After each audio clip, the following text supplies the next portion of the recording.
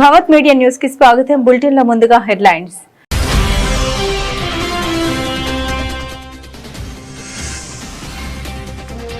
ప్రచండ్లో co pilot గా రాష్ట్రపతి ప్రయాణం. మొదటి భారత రాష్ట్రపతిగా నిలిచిన ముర్ము.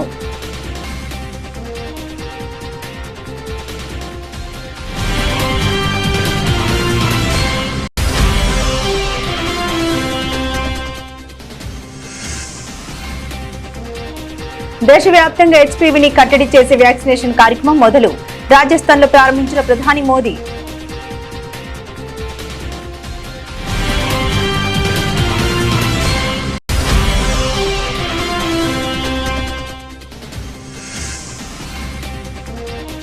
నవీన ఆవిష్కరణకు నడుం బిగించాలి. పారిశ్రామిక వర్గాలకు ప్రధాని నరేంద్ర మోదీ సూచన.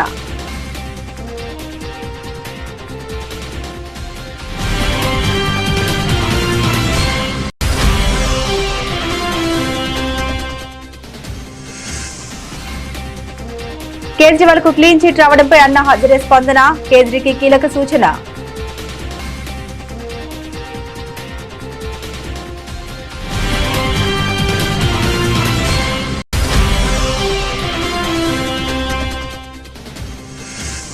బస్తీల బాట పట్టిన కిషన్ రెడ్డి. బస్తీవాసుల కష్టాల్ని అడిగి తెలుసుకున్న కేంద్ర మంత్రి. మౌలిక వసతుల కల్పనలో నిర్లక్ష్యం వద్దని అధికారులకు ఆదేశం.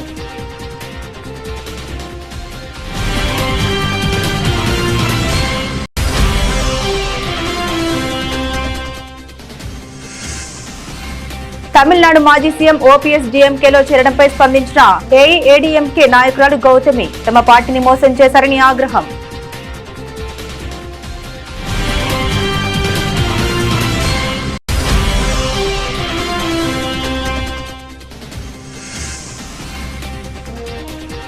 జీహెచ్ఎంసీ చట్టం స్థానంలో కోర్ అర్బన్ చట్టం రూపొందించాలి. అధికారులను ఆదేశించిన ముఖ్యమంత్రి రేవంత్ రెడ్డి.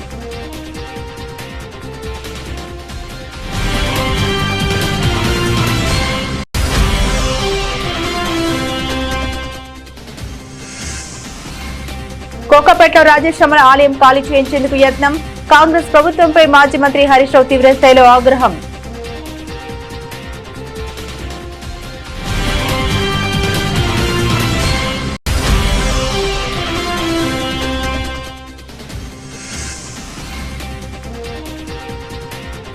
లడ్డూపై చర్చంటే భయం దేనికి? సూటిగా ప్రశ్నించిన వైఎస్ఆర్సీపీ ఎమ్మెల్సీలు.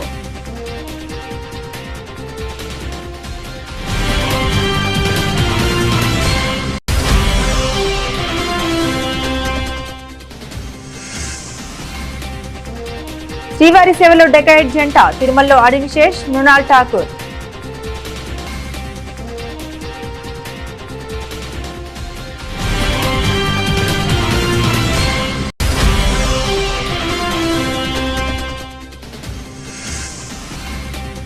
దేశంలో ఒక్కసారిగా భగ్గుమన్న బంగారం వెండి ధరలు. 3,000 మేర పెరిగిన పసిడి రేటు.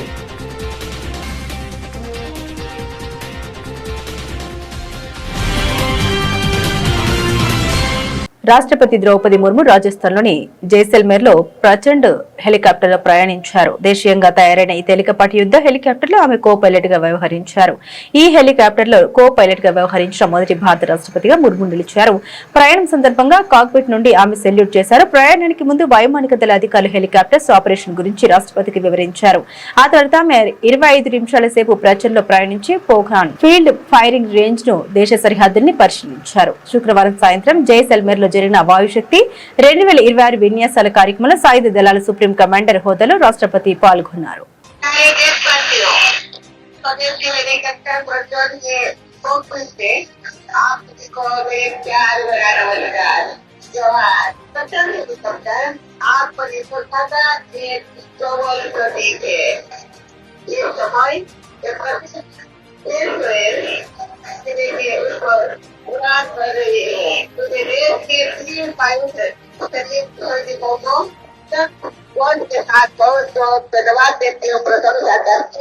రాజస్థాన్ లోని అజ్మీర్ లో హెచ్పీవీ వ్యాక్సినేషన్ కార్యక్రమాన్ని ప్రధాని నరేంద్ర మోదీ ప్రారంభించారు.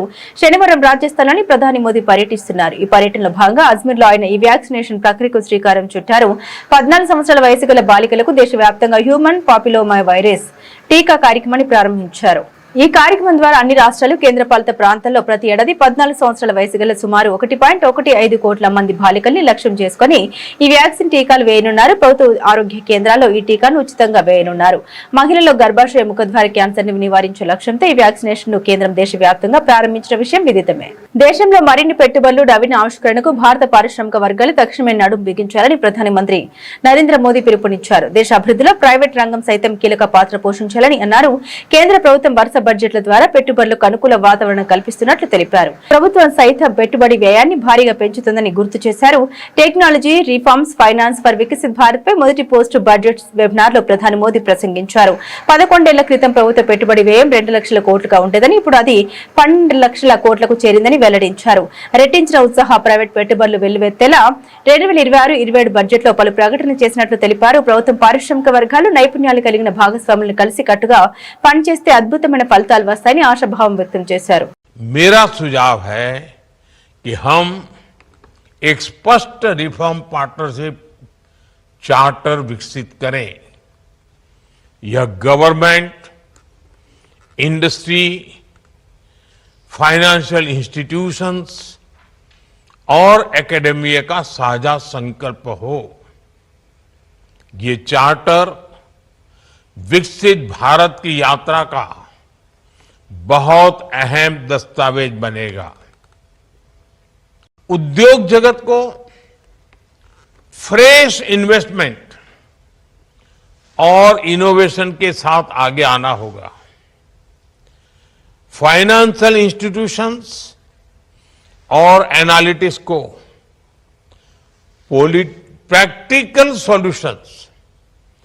प्रैक्टिकल सॉल्यूशन तैयार करने में मदद करनी होगी और मार्केट कॉन्फिडेंस को मजबूत करना होगा. जब गवर्नमेंट, इंडस्ट्री और नॉलेज पार्टनर्स एक साथ आगे बढ़ते हैं तब रिफॉर्म्स रिजल्ट में बदलते हैं.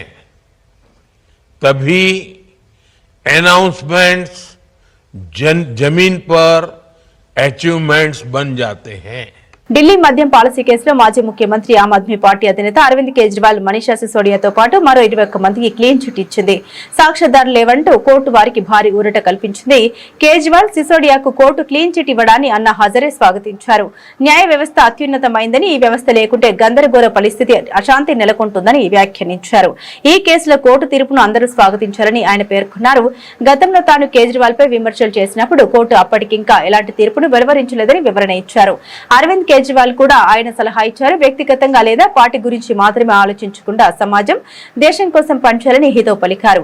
ఇంత పెద్ద దేశంలో ఎన్నో రాజకీయ పార్టీలు, కులాలు, మతాలు ఉన్నప్పటికీ న్యాయ వ్యవస్థ వల్లే దేశం సరైన మార్గంలో నడుస్తుందని అన్నారు. బలమైన న్యాయ వ్యవస్థ లేకుంటే నేరస్తులతో పైచేయి అవుతుందని వ్యాఖ్యానించారు. न्याय व्यवस्था के आधार पर चला है. न्याय व्यवस्था ये सर्वोच्च व्यवस्था पे इतना बड़ा देश है. पक्ष, पार्टी, जाति, पाति, धर्म, इतना बड़ा देश है, फिर भी सही सलामत चल रहा है. इसका कारण न्याय व्यवस्था है. न्याय व्यवस्था के आधार पर हमें चलना ही पड़ेगा.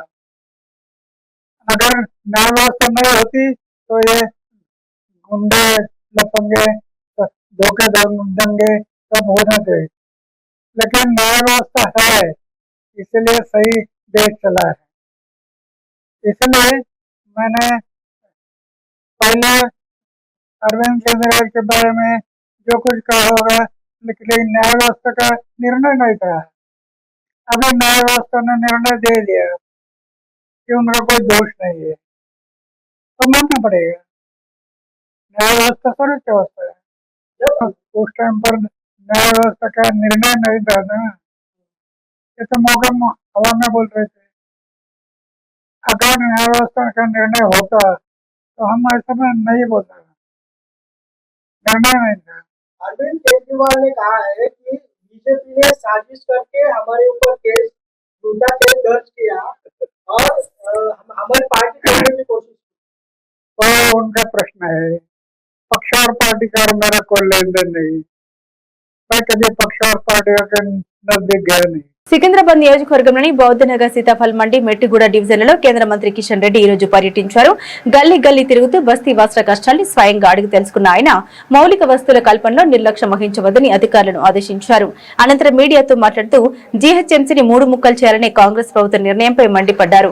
బీజేపీని రాజకీయంగా దెబ్బతీసి నగరాన్ని మజ్లిస్ పార్టీకి అప్పగించేందుకు ఈ కుట్ర చేస్తున్నారని ఆరోపించారు. ఎంఐఎం కాంగ్రెస్ బీఆర్ఎస్ పార్టీలు ప్రజల సమస్యల్ని గాలికి వదిలేశాయని విమర్శించారు. जो हॉलिडेज आते हैं, जो बच्चों में यूथ के लिए, स्टूडेंट्स के लिए स्पोर्ट्स फैसिलिटीज बढ़ाना चाहिए, मगर हैदराबाद जीएचएमसी पूरा 4-5 साल से इस समर में स्पोर्ट्स का जो ही सहयोग नहीं दे रहे। दूसरा, ड्रिंकिंग वाटर का क्राइसिस होता है। ड्रिंकिंग वाटर के संबंधित तो जो 1.5 घंटा 1 घंटा से 1.5 घंटा तक मिनिमम पानी अच्छा प्रेशर से देना चाहिए, मगर हैदराबाद में स्थिति नहीं है। हैदराबाद में पॉपुलेशन बढ़ रहे, नए नए कॉलोनीज, नए नए अपार्टमेंट, कंक्रीट जंगल बढ़ रहे, मगर उसका संबंधित तो जितना पानी बढ़ाना है हैदराबाद के लिए, वो कृष्णा से हो, गोदावरी से हो, पानी बढ़ा रहे नहीं। उनके कारण से हैदराबाद 3 म्युनिसिपल कॉर्पोरेशन किया, 150 डिवीजन से 300 डिवीजन हो गया, 300 डिवीजन हो गया, मगर कोई बजट नहीं बढ़ा, कोई पीने का पानी लाने की व्यवस्था नया नहीं किया है, ट्रांसपोर्ट की व्यवस्था ठीक नहीं है, बसेस भी नहीं बढ़ाया। जितने केंद्र सरकार जो बसेस दिया है वही बढ़े, मगर तेलंगाना सरकार से बसेस खरीद के नया बसेस पहला हैदराबाद में ट्रैफिक के संबंधित इंट्रोड्यूस नहीं किया है। और जो फिर मई जून से जो बरसात आते हैं, अभी से जो स्टॉर्म वाटर लाइन्स में सिल्ट निकालना पड़ेगा, वो भी काम नहीं चल रहे। यही सही समय है वो सिल्ट निकालने का, क्योंकि हैदराबाद में एक बूंद पानी अगर बरसात में आए तो रोड के ऊपर जाते हैं, लोगों को तकलीफ होता है। हैदराबाद एक रिवर के जैसा हो जाता है पूरा बसिया। इसके लिए जीएचएमसी ने अभी तुरंत क्योंकि फरवरी मार्च में पूरा सिल्ट निकालना चाहिए। आप देखते रहो। తమిళనాడు మాజీ ముఖ్యమంత్రి ఏఐఏడీఎంకే బహిష్కృత నేత ఓ పన్నీర్ సెల్వం అధికార డీఎంకే పార్టీలో చేరారు. అసెంబ్లీ ఎన్నికల ముందు జరిగిన ఈ చేరిక తమిళనాడు రాజకీయాల్లో కీలక మలుపుగా భావిస్తున్నారు. ఈ విషయమై ఏఐఏడీఎంకే నాయకురాలు గౌతమి మాట్లాడారు. అమ్మ మద్దతుతో ముఖ్యమంత్రి కుర్చీపై కూర్చున్న ఓ పన్నీర్ సెల్వం డీఎంకేలో చేరడం ద్వారా పార్టీని మోసం చేశారని విమర్శించారు. ரெண்டு மாபெரும் தலைவர்களால அடையாளம் காட்டப்பட்ட ஒரு தலைவர் அப்படின்னு சொல்லிட்டு இத்தனை வருஷமா இத்தனை தசாப்தங்களா சொல்லிக்கிட்டு அதுக்கப்புறம் அம்மாவால காட்டப்பட்டு 2 தடவை தமிழ்நாட்டுடைய முதலமைச்சர் பதவியும் அவங்க ஏற்று இவ்வளவு அம்மாவால கிடைச்ச ஒருத்தர் இன்னைக்கு அவருடைய இந்த ஒரு மூத்த தலைவர் அப்படின்னு சொல்லிக்க கூடிய ஒரு அளவுல இருக்கிற ஒரு நிலையில யாரு திமுக அதிமுகவுக்கு மட்டும் இல்ல அம்மாவுக்கு இவ்வளவு துரோகம் பண்ணியிருக்காங்க, இவ்வளவு துன்படுத்திருக்காங்க அப்படிங்கிற அந்த கட்சிக்கு யாரு அதிமுக ஆரம்பத்தில இருந்து தீய சக்தி அப்படின்னு சொல்லி அவ்வளவு கடுமையா நம்ம எதிர்க்கிறோமோ அந்த கட்சியில போய் சேர்றது அப்படிங்கிறது ஒரு துரோகத்தின் உச்சகட்டம், அவகாசவாதத்தின் உச்சகட்டம்.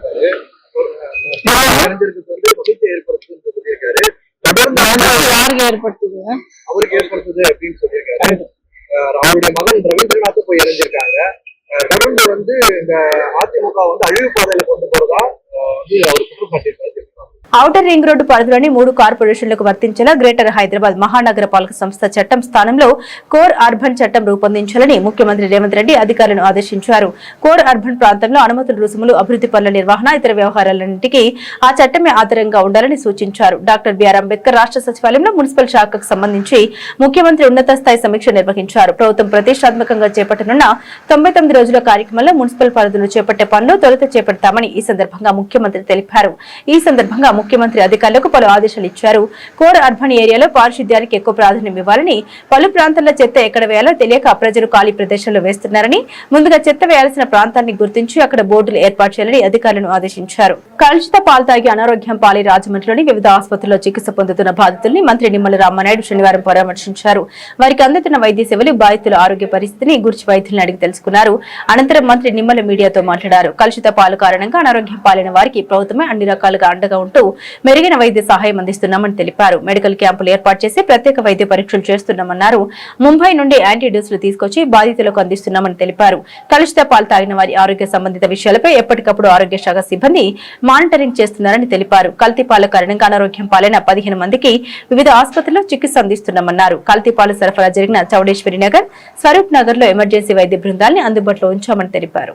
కావాలని అంటే ఇంకా ఫర్దర్గా ఇంకా మీరు ఎక్కడికి తీసుకెళ్లాలన్నా సరే కుటుంబ సభ్యులతో డాక్టర్లతో మాట్లాడి ఏమని చెప్పారు ఆసుపత్రులు వెంటిలేటర్ మీద ఉన్నారు కాబట్టి మనం హైదరాబాద్ లేదా ఇతర ప్రాంతానికి తరలించడం అనేది అంత శ్రేయస్కరం కాదు అని డాక్టర్లు చెప్పడంతో ఆ హైదరాబాద్లో ఉన్నటువంటి డాక్టర్స్ని ఒక టీంని చంద్రబాబు నాయుడు గారు ఇక్కడ రాజమండ్రి పంపించి వైద్యవంతులు ఆయన సూచనల ప్రకారమే ఈరోజు హైదరాబాద్ నుంచి మరి డాక్టర్ సుభాష్ కౌర్ ఈయన senior consultant neurologist KIMS Hyderabad hospital నుంచి, అదేవిధంగా doctor Karthik Kumar medical care specialist Apollo hospital Hyderabad నుంచి, అదేవిధంగా doctor Adarsh Lingam Shetty senior consultant assistant director AIC Hyderabad నుండి, doctor Venkatakrishna Chaitanya senior consultant neurology KIMS Hyderabad.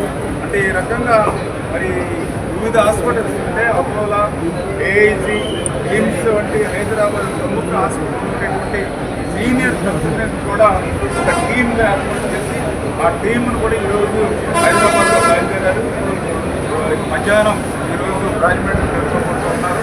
మరి వారందరి యొక్క సూచనల ప్రకారం వాళ్ళు కూడా ఇక్కడ జరుగుతున్న ట్రీట్మెంట్ ఇవన్నింటినీ కూడా రవిరాజు గారిని కూడా అదేవిధంగా ఇక్కడ డాక్టర్స్ అందరూ కూడా కోఆపరేట్ చేసుకుని ఇంకా బెటర్ ఏదైనా మనం ఎట్లా చేయాలి, ఫర్దర్గా వీళ్ళకి డయాలసిస్ ఇక్కడ న్యూరాలజీ ప్రాబ్లమ్స్ ఏమైనా వచ్చిన వాటిని ఎట్లా మనం ఏం చేయాలి మీద కోఆపరేట్ చేసుకుంటాం. చేతని ముఖ్యమంత్రి గారు క్లియర్గా చెప్పారు.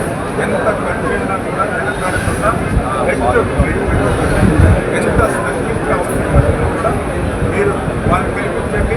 నేటి సమయంలో ఎవరు నేను కూడా ఇన్వాల్వ్ అయ్యి చేస్తాం అని క్లియర్గా సూచన ప్రకారం ఈరోజు బెస్ట్ ట్రీట్మెంట్ అందుతుంది.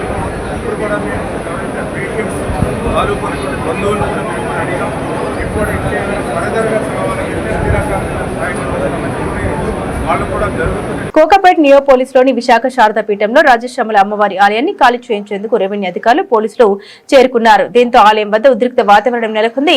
ఈ సంఘటనపై బీఆర్ఎస్ నాయకుడు మాజీ మంత్రి హరీష్ రావు తీవ్ర ఆగ్రహం వ్యక్తం చేశారు. ఈ రోజు ఉదయమే మాజీ మంత్రి ఆలయం వద్దకు చేరుకున్నారు. పీఠ నిర్వాహకులను భయాందోళనకు గురి చేస్తున్నారని హరీష్ రావు విమర్శించారు. కాంగ్రెస్ ప్రభుత్వంలో కూల్చడం తప్ప మరో పని లేదని ఆయన మండిపడ్డారు. ఖమ్మంలో పేదల ఇండ్లు కూల్చారని ఇప్పుడు హైదరాబాద్ లో శారదా పీఠం కూలుస్తున్నారని ఫైర్ అయ్యారు. మైనింగ్ కోసం సీఎం మేనల్లుడికి భూములు కేటాయించారని, సీఎం అల్లుడికి ఇవ్వడానికి 17 ఎకరాలు దొరికాయని ఆయన ఆరోపించారు. శారదా పీఠానికి కేటాయించిన 2 ఎకరాలు ఎందుకు లాక్కుంటున్నారని ప్రశ్నించారు. రాత్రి 11 గంటలకు పోలీసులు ఎంఆర్ఓ వచ్చారని, తాను ఉదయం 8 గంటలకే స్థలానికి చేరుకున్నామని హరీష్ రావు తెలిపారు. తాను వచ్చేసరికి పోలీసులు ఎంఆర్ఓ ఆరే వెళ్లిపోయారని వ్యాఖ్యానించారు. సీఎంకు దేవుడి మీద నమ్మకం లేకపోవచ్చు కానీ మంత్రి శ్రీధర్ బాబు అయినా చెప్పాలి కదా అని ప్రశ్నించారు. ఇక్కడ పూజలు చేయొద్దని పోలీసులు ఎలా ఆపుతారంటూ మాజీ మంత్రి హరీష్ రావు ఆగ్రహాన్ని వ్యక్తం చేశారు. శారదా పీఠం ఆధ్వర్యంలో హైదరాబాద్ లో దాదాపు 16 దేవాలయాలు నడుస్తున్నాయి.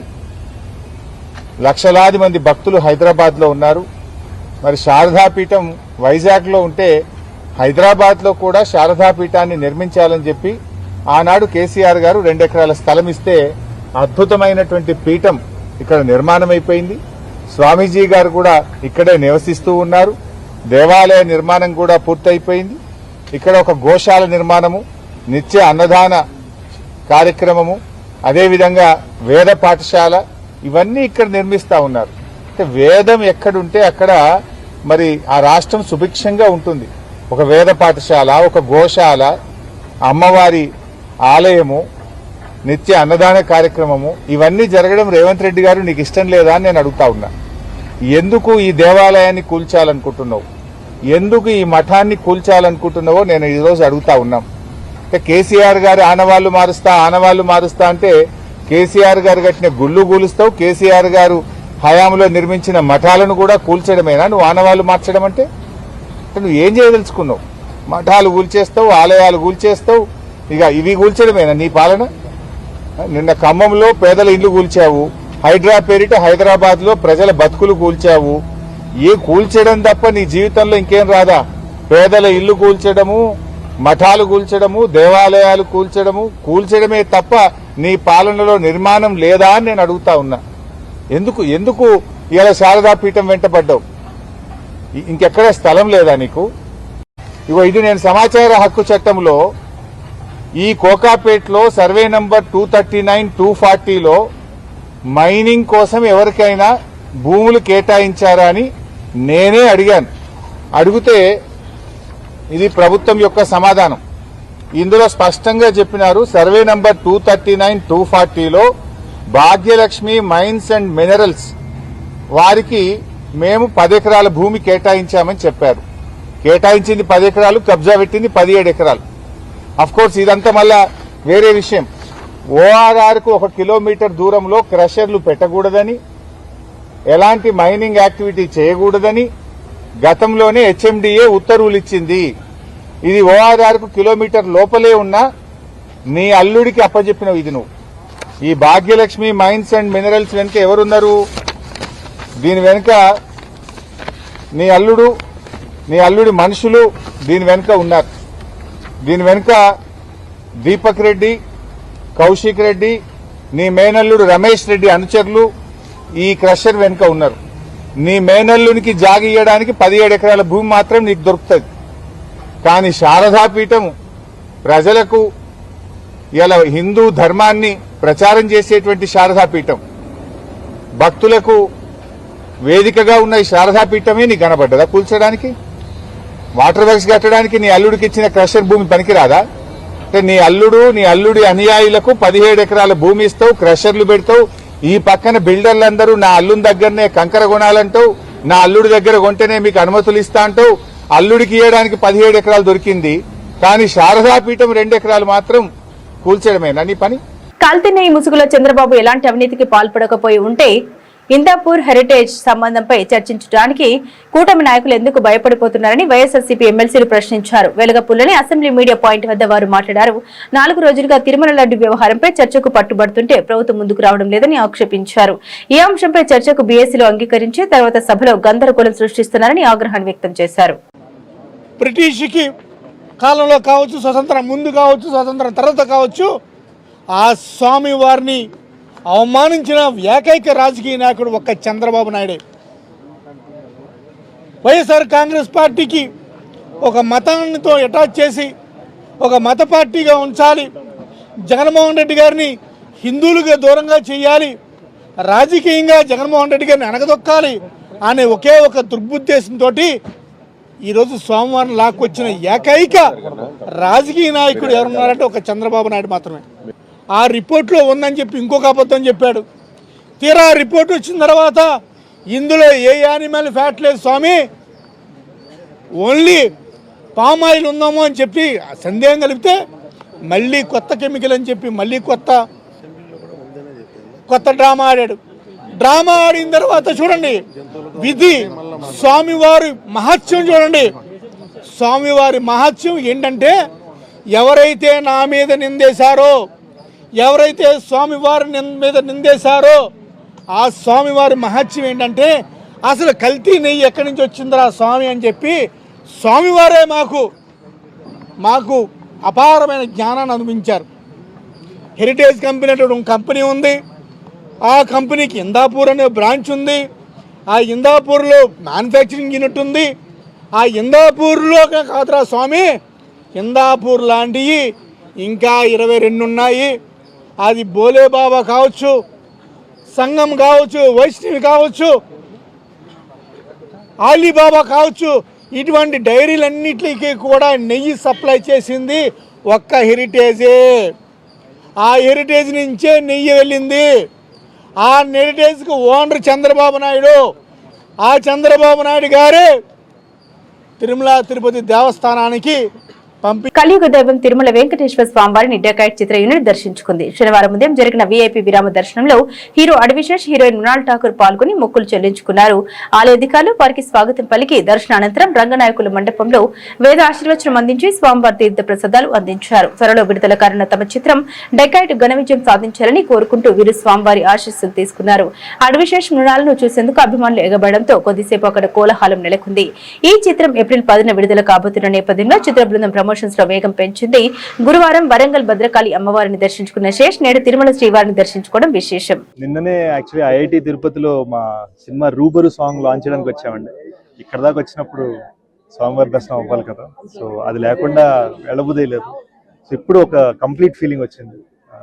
ప్రసాదం కూడా చాలా బాగుంది అండ్ చాలా చాలా చాలా హ్యాపీగా జరిగిందండి. చాలా హ్యాపీగా ఉన్నాం. టీటీడీకి చూసుకున్న వాళ్ళందరికీ కూడా మా థ్యాంక్స్ అండ్ మా కృతజ్ఞతలు. Thank you so much. Film का डेकोरेट के लिए प्रार्थना की सबसे पहली बार यहाँ पर आई, मुझे बहुत अच्छा लगा. दर्शन बहुत अच्छे से हुए. गुरु बस आशा करते हैं कि हमेशा हर साल आते हैं. దేశంలో బంగారం, వెండి ధరలు సామాన్యుల అంచనాలకు అందని విధంగా మారుతున్నాయి. 2 రోజుల పాటు దాదాపుగా స్థిరంగా కొనసాగిన ధరలు శనివారం ఒక్కసారిగా భగ్గుమన్నాయి. దేశంలో బంగారం ధర సగటున 3,000 మేర పెరగగా వెండి ధర కూడా చెప్పుకోదగ్గ స్థాయిలోనే ఎగబాకింది. గుడ్ రిటర్న్స్ వెబ్సైట్ ప్రకారం శనివారం ఉదయం 10 గంటల సమయంలో హైదరాబాద్ లో 24 క్యారెట్ల 10 గ్రాముల పసిడి రేటు 1,64,730కి చేరుకుంది. నిన్నటి ముగింపు ధరతో పోలిస్తే ఏకంగా 3,160 మేర పెరిగింది. ఇక 22 క్యారెట్ల పసిడి ధర కూడా 2,900 మేర పెరిగి 1,51,000కు చేరుకుంది. నగరంలో వెండి ధర కూడా 5,000 మేర పెరిగింది. ప్రస్తుతం కిలో వెండి 3 లక్షలకు ఉంది. ముంబై, కర్ణాటక, బెంగళూరు నగరాల్లో మేలిమి బంగారం 1,64,730గా ఉంది. ఢిల్లీలో 1,64,880 వద్ద కొనసాగుతుంది. ఇక 22 క్యారెట్ల ఆర్నమెంటల్ బంగారం ధర చెన్నైలో 1,52,000గా ఉంది. ముంబై, కోల్కతా, బెంగళూరు నగరాల్లో 1,51,000 వద్ద కొనసాగుతుంది. బులెటిన్ ముగించే ముందు హెడ్లైన్స్ మరోసారి.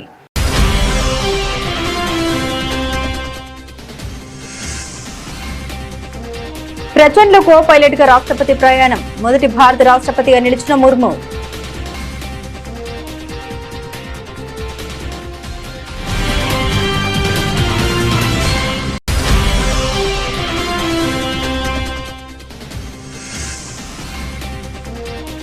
దేశవ్యాప్తంగా హెచ్పీవీని కట్టడి చేసే వ్యాక్సినేషన్ కార్యక్రమం మొదలు. రాజస్థాన్ లో ప్రారంభించిన ప్రధాని మోదీ.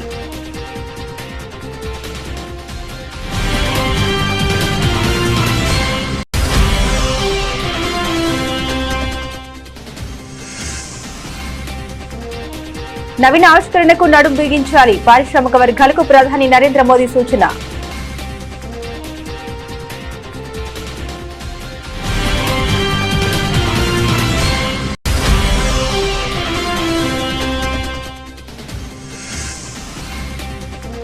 కేజ్రీవాల్ కు క్లీన్ చిట్ రావడంపై అన్నా హజారే స్పందన. కేజ్రీకి కీలక సూచన.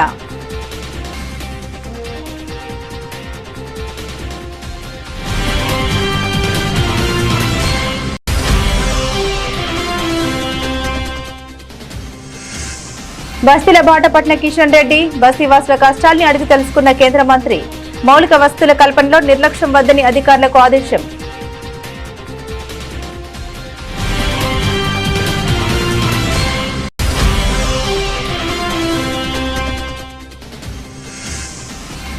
తమిళనాడు మాజీ సీఎం ఓపీఎస్ డీఎంకేలో చేరడంపై స్పందించిన ఏఐఏడీఎంకే నాయకురాలు గౌతమి. తమ పార్టీని మోసం చేశారని ఆగ్రహం.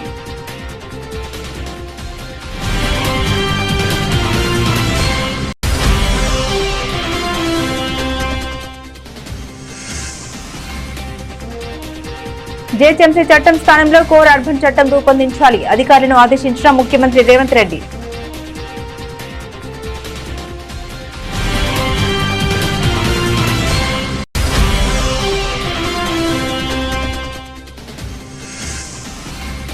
కోకాపేటలో రాజేశ్వర ఆలయం ఖాళీ చేయించేందుకు యత్నం.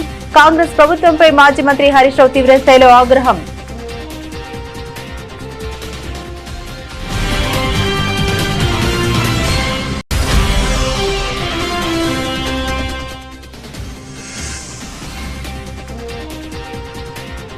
లడ్డూపై చర్చంటే భయం దేనికి? సూటిగా ప్రశ్నించిన వైఎస్ఆర్సీపీ ఎమ్మెల్సీలు.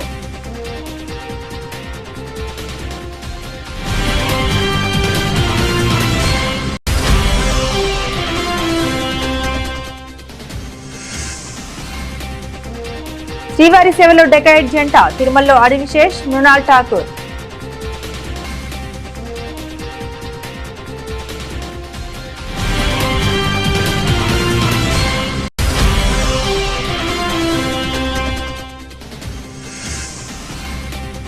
దేశంలో ఒక్కసారిగా భాగ్గుమన్న బంగారం వెండి ధరలు 3,000 మేర పెరిగిన పసిడి రేటు.